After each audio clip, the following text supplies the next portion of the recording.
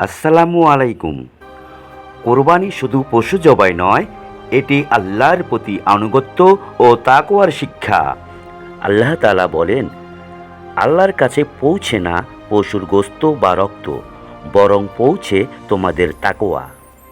আল্লাহ তাআলা বলেন, তুমি তোমার রবের উদ্দেশ্যে সালাত আদায় করো এবং কোরবানি করো। কাদের উপর কোরবানি ওয়াজিব? যে মুসলিম, প্রাপ্তবয়স্ক, সুস্থ মস্তিষ্কের এবং নিসাব পরিমাণ সম্পদের মালিক, তার উপর কোরবানি ওয়াজিব।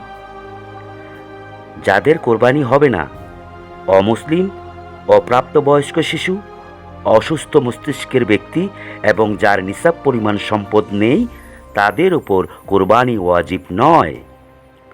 কোন পশু কোরবানি হবে না?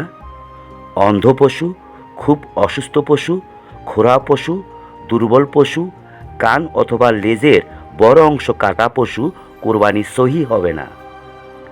রাসূল সাল্লাল্লাহু আলাইহি ওয়াসাল্লাম বলেছেন, যে ব্যক্তি সামর্থ্য থাকা সত্ত্বেও কোরবানি করে না, সে যেন আমাদের ঈদগাহের কাছে না আসে।